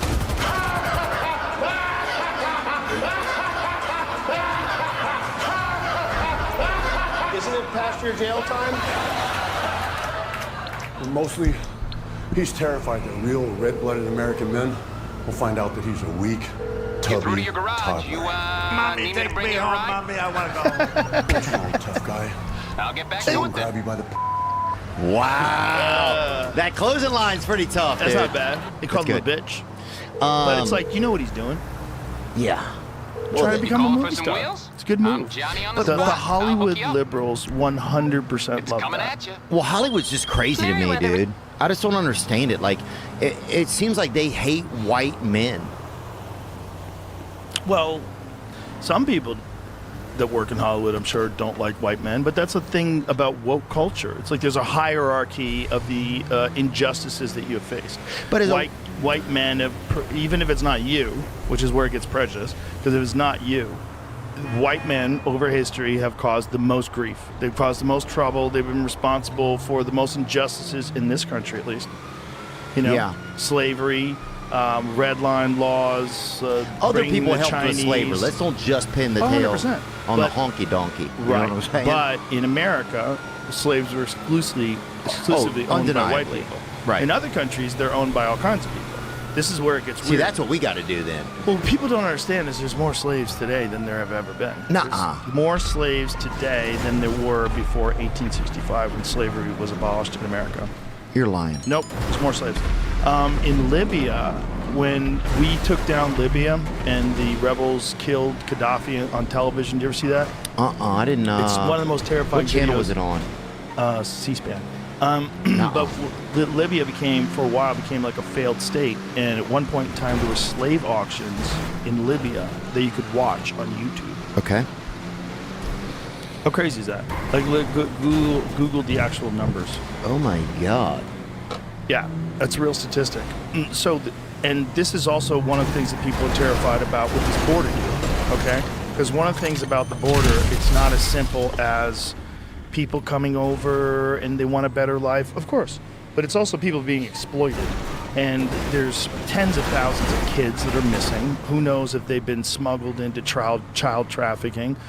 There's who knows how many people have been. Okay, hold on a second. It says estimates range from about 38 to 49.6 million people are slaves today. The number of enslaved people is difficult to determine. Estimates range from 38 to 49 million. What? Yeah. Oh my God. I didn't Right. have any clue. Well, you have to include people that can't leave, even if they're not like in cages. People that are trapped, right? Like Gaza people, you mean? Well, no, I would talk like people that work in coal mines or cobalt mines in the Congo. They're essentially slaves. I mean, they give them the minimal amount of food and water. They work in horrific conditions, and they live in complete abject poverty. But they're treated better than the people in Gaza, though. Perhaps. Well, they're all getting poisoned. They're all getting poisoned pulling that cobalt out of the ground. Yeah, but still, they're getting lunch, I bet. I would imagine. Either way, yeah, you could find other spots that suck worse. But the point is, like, those people you could kind of consider slaves. And then there's real slavery. You know, this friend of mine was telling me about this place that was built in Jamaica or the Bahamas. I think it was the Bahamas. And they brought in Chinese workers in like this giant ship. And he said they had this patch of land. They put up a fence around the land, and all the Chinese workers lived on that land. And the Chinese workers built this resort there, and they worked nonstop, 24 hours a day. They built the whole thing in 18 months. They would just have shift after shift, and once it was completed, they took all the workers, put them back in the boat, put them right back to China. So, what was that? Was that slaves? That's slavery. It seems like slaves. Like it seems like unless they paid those people an exorbitant amount of money, I don't know. I mean, I don't know what the arrangement was. But they put a fence around the area. They brought people in a giant ship, and then they put them back in the ship and shipped them back to China. Like, Yeah. Well, look at Firefest. Remember Firefest or whatever? Yeah. What the fuck was that, dude? That was a dude trying to make money. Right, but still, those people got carted over there. Yeah. Nothing to eat, nowhere to sleep. Bro, Definitely different than slavery, but still, it's like, it's funny. You think just because things happened a long time ago that it's not slavery today, right? Well, I wouldn't say that Fire Festival is a form of slavery. I agree. Did you see Prop 6 in California? What is that? It's on the screen. Prop 6 prohibits slavery and involuntary servitude. And it did not pass. What? Wow. What? Wait a minute. What? Yeah. In California? Yeah. Proposed amendment to California's Constitution would bar slavery in any form and repeal a current provision allowing involuntary servitude as a punishment for crime. Because a lot of them gay producers trying to crank out them twinks, homie. That's why, bro. Keep them as slaves? Yeah, bro. They fight every now and then. How would you? Why? Every now and then, some twink fucking clambers out of an air vent. Oh, here it is. It's forced labor in prisons. Yeah, it has to do with paying people to work in prisons and do like they have to fight the wildfires and stuff. Interesting. So they want him to have to work. Wow. They just don't want to pay. Yeah, that's California. But that is what happened, right? That was what the Jim Crow laws were all about, man. Like, one of the things about slavery is slavery didn't end, boom, now let's give black people jobs. No, slavery ended, and then there was this long period where black men would get arrested for anything and everything. Yeah. And then they'd be forced to work. And they had work camps. And so you were still... It's the same thing. You could just get caught and you'd be a slave. You get a bad cop, decides you're speeding. Whatever it is, you're a slave. Yeah. And speeding, they did that you didn't have a car and you're speeding. Yeah, you're looking at people bad. You're verbally intimidating people, whatever the fuck it is. People, like you see with the... When someone wants to target you for something, you pissed off the wrong people, they fucking come after you with the law. And they can get you if they just decide that you shouldn't be free and we're just going to... There's an industry around slave labor, which there is. There's also an industry now around keeping people in prison, right? Because the prisons are private. So it's a private corporation owns this building where you lock people up for money. You get paid for them being there. So Who gets paid? Private prison. There's contracts with the state. Like it's like a summer camp or something kind Well, of I thing? don't know who gives the contracts, but no. Prisons are owned by corporations. Okay, so prisons own corporations. So No. Prison is owned by a corporation, so it's a business. Okay. So they lobby to make sure that laws stay on the books. One of them is marijuana. So the prison guard lobby, they were trying to make sure that marijuana stays illegal so that more people stay in prison. Okay. Because the more people in prison, the more jobs they have, the more hours they have, the better benefits they'll have. And the prison wants as many people in jail as possible. 'Cause they get that money. is how they make money. Wow. Yeah. Who makes the money? It's not the government? No. Well, in some jails, but there's private prisons. Like, what are the percentage of private prisons? Well, no, I know we've looked this up, but I forget the number. Are they There's- nicer? I don't think What about the Excalibur in Las Vegas? That place is a fucking private prison, dude. You ever been there? Dear God, bro. Bro, I heard Circus Circus is going down. That's the ultimate. Circus Circus is like, how is this place legal? Dude, that was At the end of 2022, 8% of the total state and federal prison population in the United States was in private prisons. What? Yep, which is about 90,873 people. This makes private prisons a relatively small part of the correction system, which is mostly public, which, by the way, is even crazier. How about the fact that 90,000 people in jail is a small percentage? We have more people in jail than any other country. Do you know that? Yeah, we need a few more in there, too, I think. To be honest, bro. Freedom is some people can't handle freedom. Yeah, freedom ain't free. Freedom ain't free, man. What are you eating over there? I need a hit of something, man. Want one of these? Huh? So, Oh, that's Zens or something? Yeah. Breakers? You scared of it? You have want, a vape on you? This is I non-alcoholic. have this.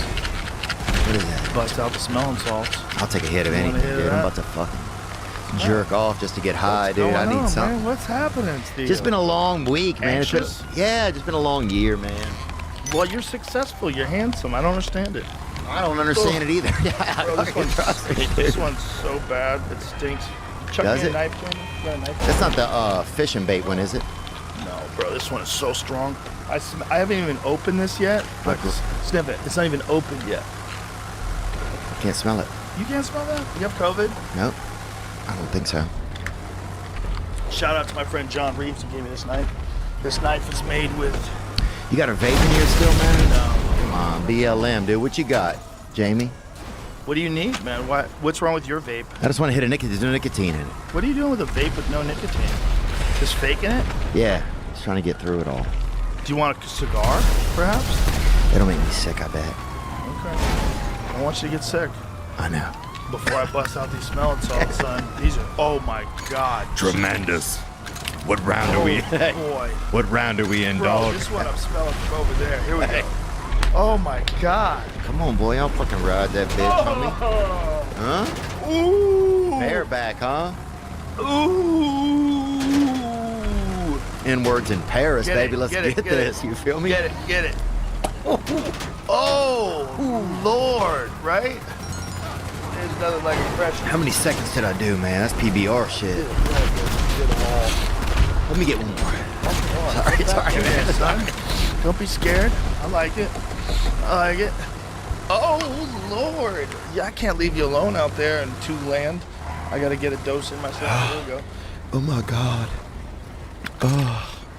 Fuck, I just think I saw who won the Heisman. Oh, my God. Bro, that shit made something happen to me. Those are so strong. Wow. I'm going to join women's sports. That was a lot, bro. That was If every time you did this and you left here and you felt like you couldn't remember things well, would you still do it? Do that?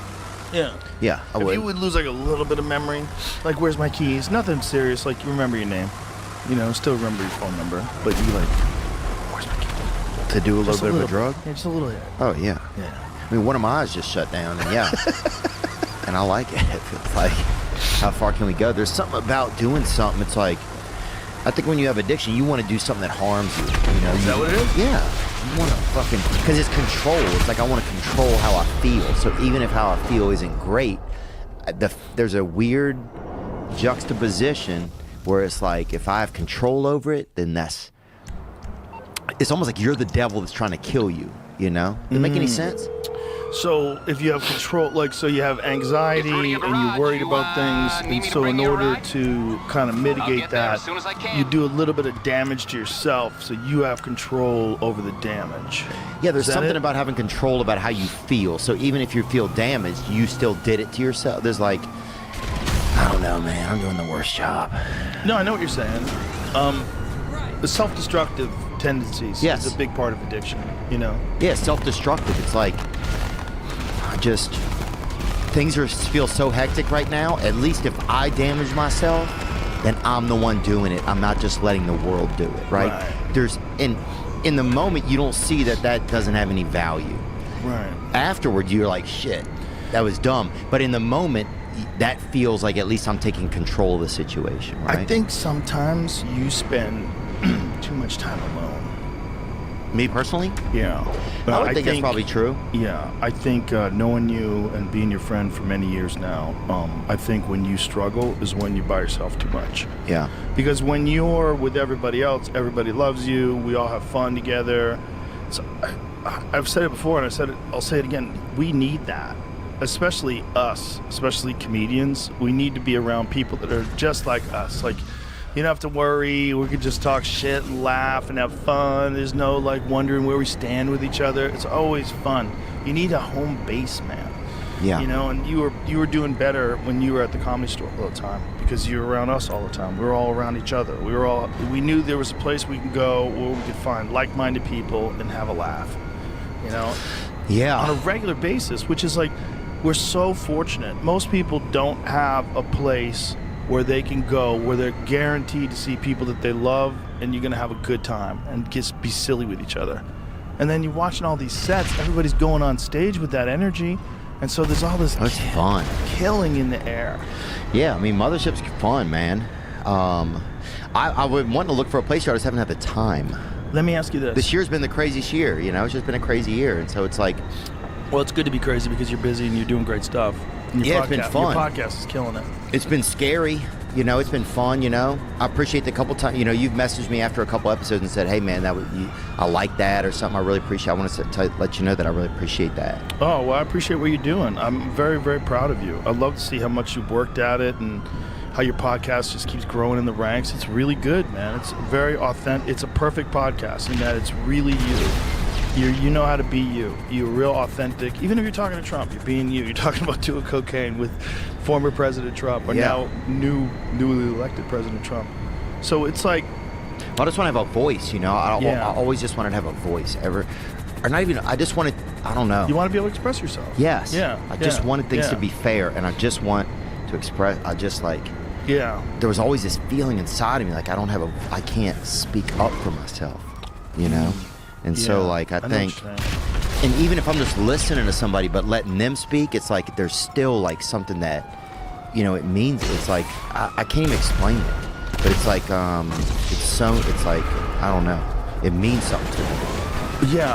I think these kind of conversations are very good for you.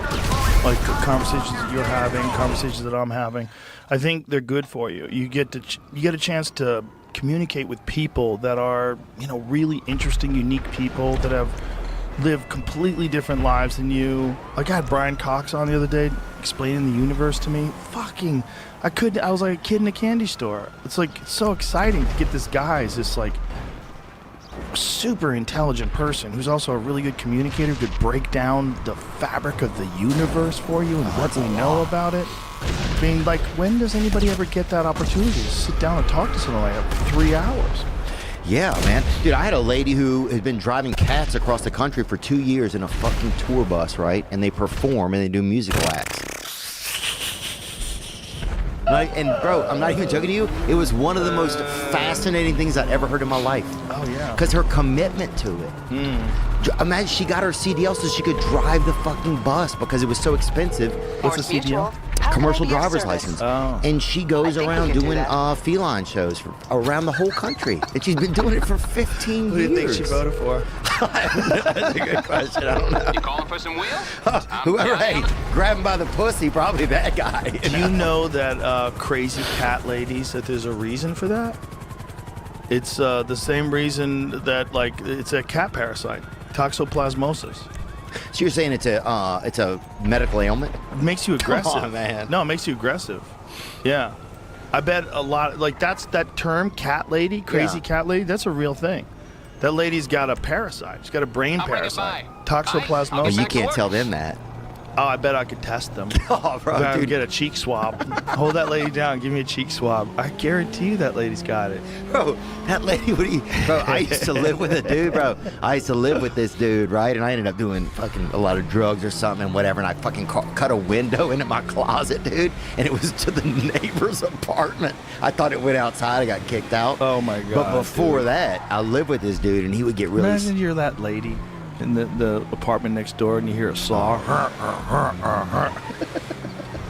Some dude's cutting a hole in your fucking apartment.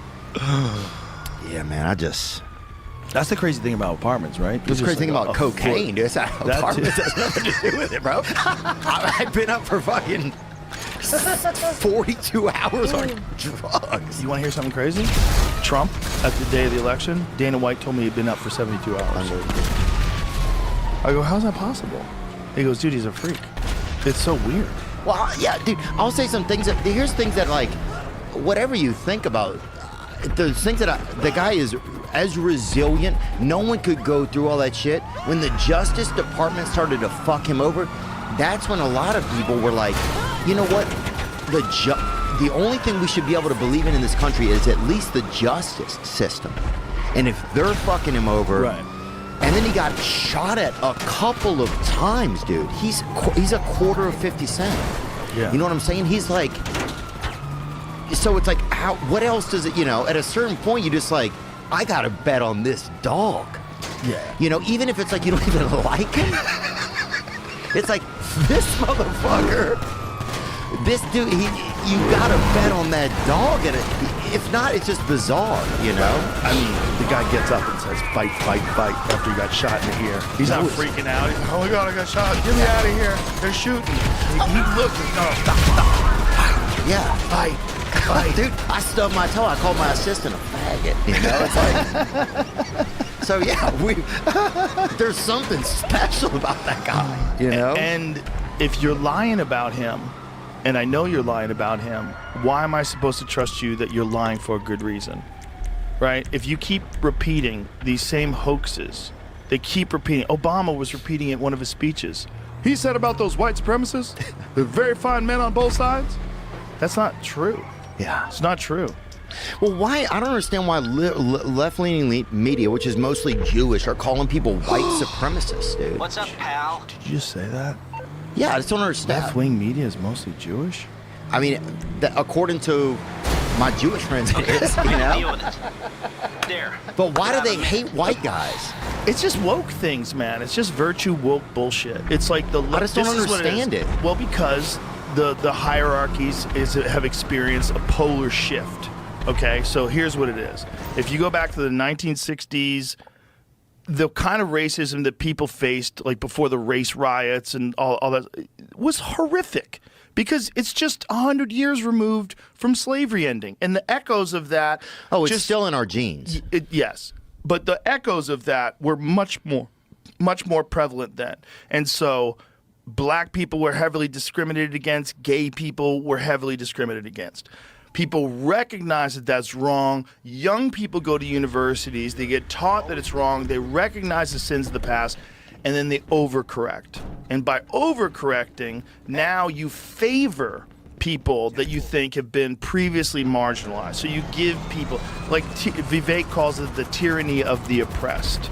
So the oppressed, the previously oppressed, now have a social hierarchy, they're a higher level. If you're a black trans woman, you get to say the things first at the meeting. Let the black trans woman talk. There's a hierarchy in all woke culture. Right. And if you are a white male who's heterosexual, you have to be non-binary. Because otherwise you can't get in. You gotta be a they them. Because then now you're marginalized. Like all you have to do is like you gotta change find a your margin. That's the lowest level of entry is non-binary straight man. You just say you're non-binary, and they're like, yeah. You just say I just don't feel like a man or a woman. Meanwhile, you fuck chicks. You're you know what you're doing, you little chameleon. Yeah, you're just being a little around. secret Care Bear or whatever. You're sneaking around, but there's hierarchies. And gay people, because gay people have been previously oppressed. Gay people weren't even allowed. Yeah. Even in 2013, up to then, Hillary Clinton and Obama both said that marriage should be between a man and a woman. We have to realize that this was like 11 fucking years ago. That was their political talking points. Marriage should be between a man and a woman. So now kids realize how stupid that is. Young kids generally have a much better sense of the errors of the past than we do. Unless we're paying attention as we get older, we pay more attention to what's going on before. But now kids immediately are aware of how fucked up colonial society has been, how they've conquered North America, killed the indigenous people. So they want to like recorrect things. Oh yeah, if I was ever in office, dude, the Native Americans are getting a lot of shit back immediately, dude. Well, they already have casinos. Huh? They already have casinos. Yeah, but did they want casinos? I wanted them to have back whatever they want. Well, They're here's getting the it thing back. They're about getting that. the They were- rivers back. They're getting the lakes back. They were taking it from each other. It's like, No, I it's- agree. it's Everybody acts you'd like have to Native think- Americans were like everybody's just like whistling and just But hold shaking on. hands, but they You were would- fighting. Yeah, 100%. But you'd have to figure out like who owned it like at that time, Yeah. and give it back to them, and then you would have to let all those other people try to kill them and get it back. Because if you want to go back to the old ways, that's the old ways. You want to go back to when the Comanche ran Texas. Like, okay, good luck. But you know what the Comanche's favorite thing was doing? Raiding other tribes. They loved that. They That were was gangbangers. Yeah, they were gangbangers. They would show up in other tribes and slaughter people. And that, they wouldn't just slaughter people. They would torture them. They would cut their arms and legs off, throw them on a pile of fire.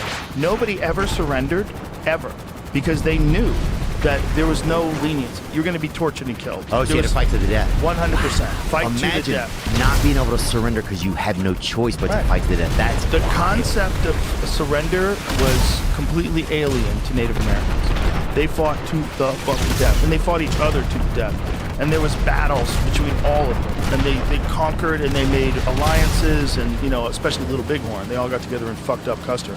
But there's so many different tribes that conquered so many different, and then you'd have to go back to when. Right, you're like when? Well, you got it because you killed all these people. Let's go back to the Algonquins. Let's give it to the fucking Apaches. Let's get you'd have to figure it out, man. Like this was Yeah. this was a You're gonna have to tickle a dream gigantic- catcher to get the truth. This was really like, in some ways, other than the violence, it was like a utopian existence. It was, these people followed the buffalo around, ate every part of it, used their skins to make their houses, traveled on horseback, following them around. They didn't even make art. there as soon as I can. The Comanche didn't make art. They didn't make anything. Why, they were just warriors? Just warriors eating meat. All they did was eat buffalo and kill everybody else. So if you so is it weird that we feel bad about that? Like, is that a trap? Like, that's what I'm wondering. Does that question make sense Well, to you? that was the way they lived. You know, I mean, is that better than drone bombs in Yemen? You know, when we sit here comfortably in this fucking Austin warehouse, is it better? Is that better? No. The whole thing is fucked. It's fucked that Gaza's going on. It's fucked that they're using these poor Ukrainians like fucking meat for the Russian war machine. The whole thing's crazy. It's all bad. But the crazy that was going on back then was a one-on-one crazy. It's Yeah. a different kind of crazy. It was like there was an understanding that if you saw somebody and they had horses or they had these, you're going to go kill them and take that thing from them. And if you knew that there was a camp and the camp was over the top of the ridge and they would be in bed at night, you would come in the middle of the night and slaughter everybody. Oh, yeah, sneak 'em. And they did that to each other. They did that to each other. So it was a horrific way of existing. Because sometimes there's this vision that you romanticize that Right. culture, right? I do that a lot. I romanticize things that I don't know about, right? Mm-hmm.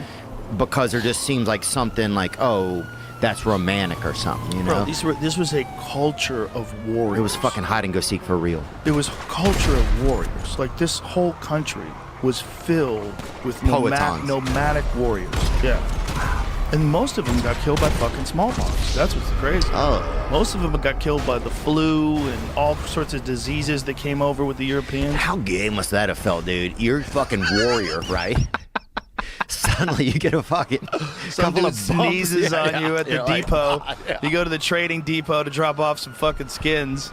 Some dude sneezes on you, and that's a wrap. Yeah, you're like, Fuck. you've been training all day, dude. Fuck. And some guy just fucking doesn't wash his feet for half an afternoon. Or just came here off a boat. Stinky bitch was breathing shit air and drinking shit water. You know? Like, Dude. do you imagine the hygiene on those boats? Oh, You're on a- Columbus's ship? It was like the first Burning Man, dude. That place was a dump, dude. I heard the Penta didn't even have any chicks on it, dude. It's like, there's an example. Columbus is an example. It Could took you a- have done it? I mean, probably if you lived back then, that would have been the thing to do because you would have been bored. But You you're would- in the- it's you would have early wanted morning. to- you would Couple have guys wanted show to up. try. You would want to try to see what it looks like to go across the ocean. If you're a young man and you just needed something in your life and you knew the dudes did it, and you just eat beef jerky for 3 months, and you make it across the ocean, and when you get to the other side, there's gold everywhere. They didn't even know where they were. Yeah. But if you read the accounts, there was a priest that traveled with them, some sort of religious man that traveled with them. That kept, like a detailed diary of the horrific things that Columbus's men did. They bashed babies on the rocks. They They told certain men that they had to give them their weight in gold, and if they did, they would chop dudes' arms off in front of everybody. They enslaved these people and used them for their gold because these people had no use for gold. They didn't know how valuable gold was. You mean when they got to the Americas? Exactly. Yeah. They just slaughtered people. They just slaughtered people, dude. There's horrific depictions of what Columbus's people did. I romanticize nature so much, and it's really vulgar, isn't it? Well, it's just humans have always done this to each other for all of human history. The strong groups of men with weapons invade people that aren't prepared, and they take all their stuff and they conquer them. And it's always happened. It's the most common thing. If you go back and look at history, there's a bunch of common things. There's an increase in the complexity of architecture and the design of the cities. There's machines. All these different things improve. But along the way, the consistent thing is war. It's constantly happening from the beginning of time. As early as we know, tribes were battling other tribes. And back then, when there wasn't that many people, wasn't that many resources, and you were competing to see whose genes spread, it's just natural. You develop tools and weapons, and then that's ingrained in our fucking DNA. So here we are in 2024 with iPhone 16s and Starlink, and we're still locked into this tribal war mindset because that's how humans evolved. Right. And that's the scariest thing about being alive today, is that we're so advanced, we're so much more civilized than at any other point in human history, and yet same amount of people, if not more, are dying senselessly all the time. Right, like we're civilized on the outside, but there's a part of us that will always be uncivilized. Yeah, well, the part of it is war, right? And other parts of the world are not as calm as us. There's parts of the world that are very fucking dangerous. Yeah. There's places in the world where you can't go without getting robbed or shot. Yeah, Memphis, first of all. I'll say that. Is Memphis that bad? Memphis is bad, dude. It's where Elvis came from. Huh? Is that where Elvis came from? And he left. Has it changed? Where's Graceland? Actually, Graceland, you know what's crazy about Graceland, dude? It's in Memphis. And it's cool. You go out, they let you in the backyard after the smoke, and Elvis's grave is right there. You could smoke right in front of Elvis's grave? You could smoke 17 centimeters from Elvis's grave, or 80 centimeters. That movie, that Elvis movie, was so good. Which one? The one about his girlfriend? Where Tom Hanks plays the Colonel. You didn't see that one? Oh, yeah. With that dude, what is his name? Austin? Colonel What's the fella's name that played Elvis? Austin Butler is really good, man. Yeah, that was good. He nailed it. He was really good. You really believed that he was Elvis. What a crazy story. Yeah. Elvis was the first guy to get way too famous. The first guy that was just way too famous. Yeah. Like, there was no one that famous before Elvis. No, there wasn't, dude. Well, yeah, there was. Jesus, probably. Who else? Maybe Jesus. Constantine. I think Jesus got his reps. He got his afterwards. Really appreciation after he was gone. Yeah. Sort of like Kurt Cobain. Yeah, kind of. That's a good point, huh? I mean, people love Kurt Cobain while he was alive, but I think they really appreciated him after he was dead. There's certain guys. What do you think what are you gonna do what are you gonna do when you die, dude? I'm not doing shit. I'll be dead. All right. We'll see about that, huh? Yeah. Well, we'll see about that. That's what's interesting. Imagine if you really do go to heaven and St. Peter really is there with a book. You're like, this is crazy. First thing you're gonna think is this dude's gay as fuck, I think. With dude. that robe? Yeah, dude, you roll wearing up. a robe. Some dude says a checklist or whatever. Imagine it's like you're the most trying to get into hide being, or whatever. You're the most enlightened being ever, but you walk around with a robe on. Like, robes are stupid. I never want to wear a robe. Hefner wore a robe. If I have to go to like a massage place, you got to wear a robe before you take the robe off. I'm like, okay, you're gonna see me in my underwear in 5 minutes, so why don't we just do it now? It's flirting. It's lingerie. A robe, yeah, dude. But if robe you- is just male Why lingerie. would God be wearing a robe with a rope tie, bro? Don't you know about pants? I don't know. You get yourself a pair of Origin stretchy jeans. They're great, man. They look like jeans, but they feel like fucking sweatpants. God, why are you wearing a robe, You man? think God's got that thing on him or what? What do you think? Probably got a hog. You think? He created the universe? Yeah. Oh But- my God. but it's I too bet big? you would want it. I bet you would want it. If you saw it, you'd want it. I wouldn't go up to it. Imagine it just has a magical attraction. You're like, you're not even gay, but everybody's gay for God. Hey, look, I'll tell you this. I might walk up to it, but I put sunglasses on Listen, first, dude. If God's real, he made gay people. Anybody who thinks Yeah. gay is a choice, I think gay is a choice for some people. Let me be real clear about this. I think there's some people that are open-minded and say, I'll try being gay for a while. It's not me. Maybe it's you. Greg Fitzsimmons said he almost tried it, and he panicked at the last Really? minute and ran away. Yeah. I wouldn't He thought do it. he had you to have to be stay up late open-minded. to do it, I feel like. I feel like it's like Yeah. a late night A activity. lot of gay stuff doesn't happen at 9 in the Till morning. past 1. Yeah. Past 1 a.m. I like to get to bed at a decent hour. My point is, God made gay people. Yeah. So it's clear if God made everything, he made people that are gay. The craziest religious answer, like Ben Shapiro gave me this answer. Mm-hmm. He said he thinks you should don't do it because it's a sin.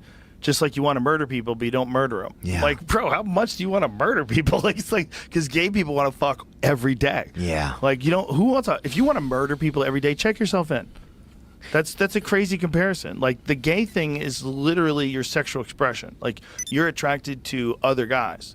So, like, if you're not attracted to other guys, are you sure God wrote that down? Like, are you 100% positive that God really thinks that's a bad idea? But yet he made people that have that urge. Right. It wouldn't be fair if he did that. Yeah. It wouldn't be right. Right. I think the craziest thing is, I think the first gay dude must have been like, what's going on, you know? Like he's sitting there with his wife or whatever, and his buddy comes over to to just look around or whatever, because they didn't have that much stuff back then. And his buddy comes over just to like look around or tell him about an animal he saw or something, and he just starts thinking, man, I'm going to get this little rabbit. I bet it existed from the jump. Little rabbit. Little rabbit? That's What do he you thinks think as a about that gay guy? dude? Think you get that little rabbit? That's I'm what you gonna think? get that little fucking booty rabbit. Booty rabbit. Huh? I think gay guys have been here from the very beginning. I'm gonna snort that little fucking You know why? Because I think human beings. that little dirt oyster. Jesus Christ. I'm just saying, bro. What do you think if the thoughts have to come into your head? Something puts the thoughts in you. I think it starts in the thoughts. I don't think it starts in the DNA. Well, it might start in the DNA too. There was, I think, see if you can find this. I think it was University of Rome. They proposed a theory that there was a variation of the X chromosome that existed in women that are very promiscuous, and that these very promiscuous women had a disproportionate amount of gay sons. Oh my God. Yeah, so the idea is that these women are just they're so dick hungry that it literally passes on through their genes. Where was it? Was it in Rhode? It wasn't in Rhode Island, was it? No, but that could happen in Rhode Island. Providence would be a good place for that. Isn't there like a gay mecca that's kind of there? Yeah. Provincetown, I think. Is Yeah. that it? Jeff, Or is that what's his name, used to party there? Jeff from the Comedy Store. I think Provincetown is Massachusetts. But I know what you're talking about. There's a thing in Rhode Island, and then there's Fire Island in New York. But I think their thought was that the same gene that made women like really promiscuous, they wanted a bunch of different sexual partners. Mm-hmm. That it might be actually a gene thing. You see, the gene thing is weird, man, because Brett Weinstein explained this to me. He said, do you know the difference between a beautiful woman and a woman who's hot? And I said, no. Like, what's the difference? He was like, a beautiful woman is a woman that you would want to have a long-term relationship and raise children with. Yeah. And then a hot woman, like woman who's wearing like very skimpy clothes and very like looks like she's really made up, the idea that that's attractive is that you could potentially spread your genes quickly without having any consequences. So this person, right, you wouldn't have to have a relationship with that person, but it would give you an opportunity to spread your genes, like as primates. Just spray and stray kind of thing. Like Monsanto or whatever. Fertility, the amount of children they have, I think, or something. Oh, I thought it was the promiscuous women. I think. I'll show you the title. Does it say that there? It says that. I wonder if this is their interpretation. This is Yeah, that's around the time. Gay genes survived evolution as it is carried by mothers who have more children. Right, but guess what? If you have more kids, it means you like dick. I think they were talking about promiscuity, though.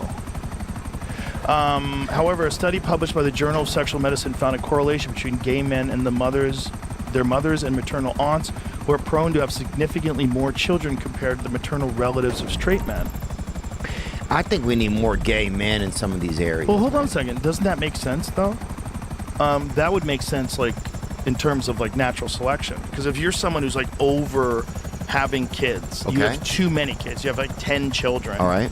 I would see how nature would be like, you know what? We don't need to spread these genes as much. Let's make a couple of these gay. Right. Nature's like, let's even things out, right? Right. So, yeah. That I would think make sense. Nature wants people to balance. Yes. Balance. Nature wants balance. Yeah, and if someone has 10 kids and everybody else has 10 kids, that could get out of hand real quick. So I can see how if you have a lot of kids, nature would be like, you know what? Let me do this. What was that? Where was that study done from? University of Rome? University of Padova in Italy. Okay. And just as there's people that's gay, there's people that are non-sexual at all, really. 100%. Which is stay out of the fight. You don't belong in the 2A, 2 plus A. Yeah. Whatever that is. So what is it? It's QBD. What is it? LGBTQ. LGBTQ2AI plus. Wow. A is asexual. Stay out of it. Yeah. Stay out of it. This is not your fight. Yeah, they got it. Some people. It's not your fight. Yeah, you're just like. You don't even have sex with anybody. Yeah, what if you're just jerking off at your house? Are you in that or what? Like, what is that? Who are those people? Right. That's lonely sexual. Yeah. And L. I think they're gonna put robots in there. You see that? You see that robot cutting hay the other day? I did not. Pull that up if you don't mind, Jimmy. With a scythe like the Reaper? Like a Reaper? Yeah, it was like I don't want to see that.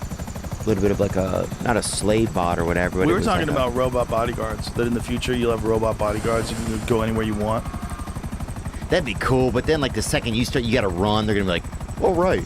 And then they'll run, it's gonna take half a second. Half a second kills everything. I bet they just pick you up and they run with you. Wow. They just carry you. There we go, right here. This is not real? Oh, that's not real? I mean, Jamie, you're a party pooper. Look how it's moving. Super real. You see that pod where they're Jamie, killing? that is so real. Yeah, By the that's way, real. Go back. 100% that's coming. Okay? Yeah, sure. That's the deal. I mean, all these folks that are coming over here for jobs, there's a lot of those jobs they're going to be taken by, like unskilled labor jobs are all going to be robots soon. But don't you think at a certain point that we shouldn't have that? Like at a certain point, shouldn't AI, if it doesn't help us be human, that at a certain point we should stop it? That's how I feel like. Oh, yeah. Yeah. But They do you should feel have like stopped we're it a there long time now? ago. Yeah. They should have stopped it a long time ago.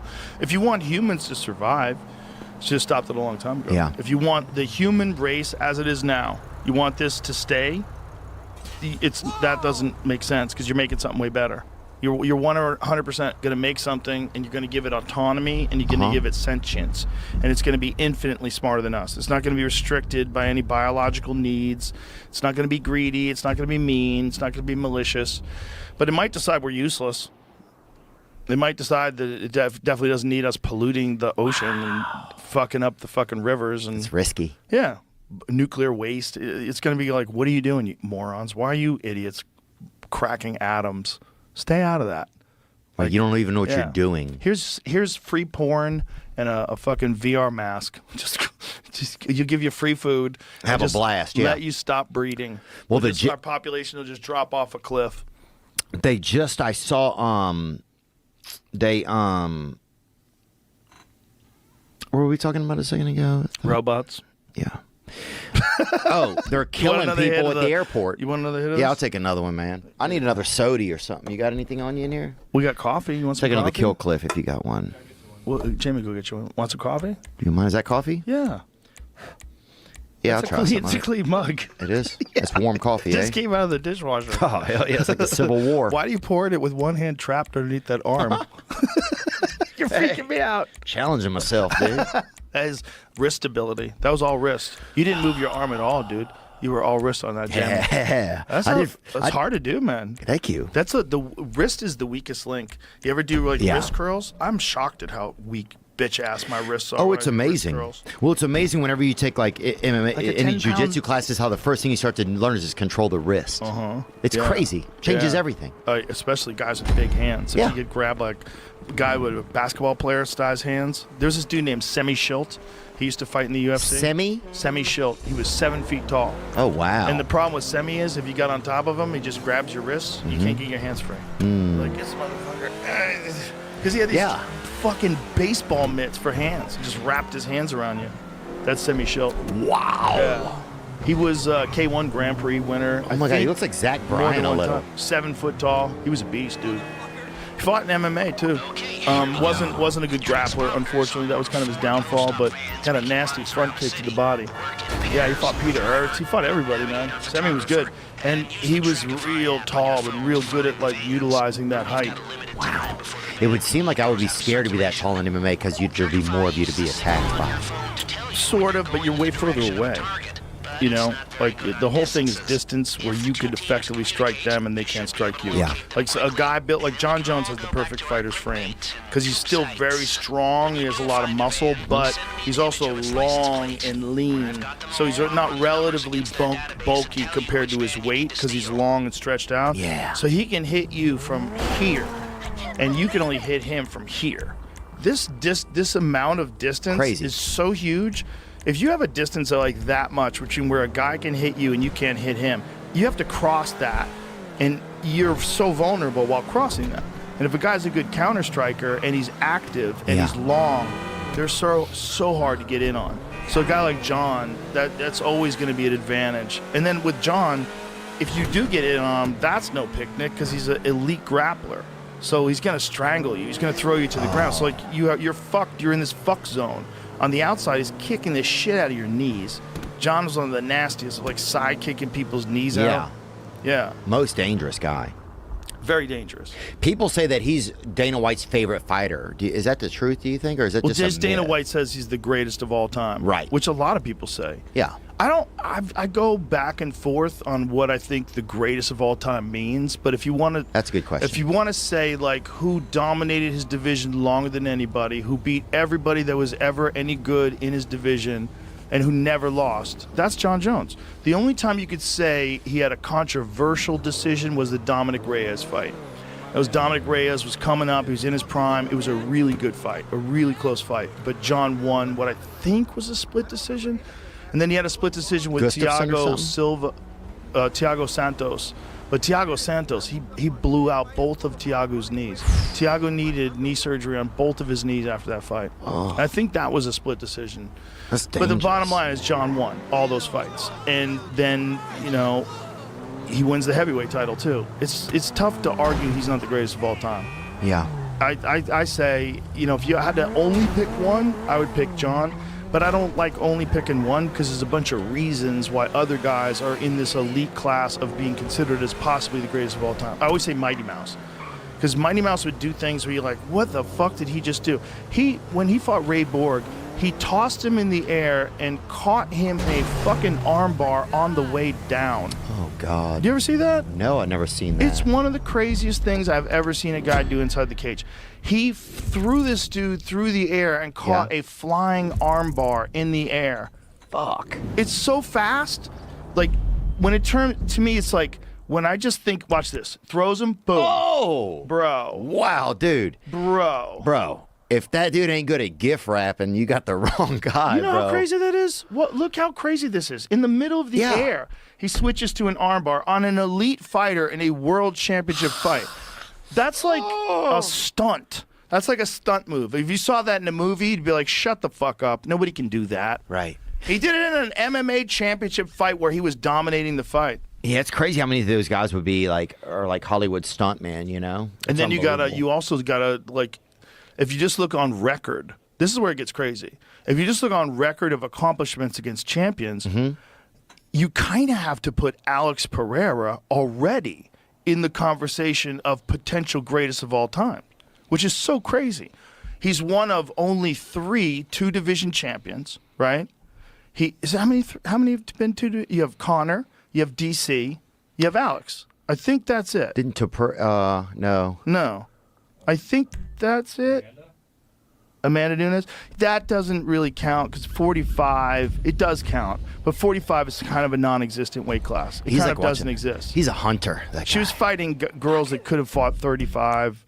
It's real, but like 45 is women is the most shallow division in MMA.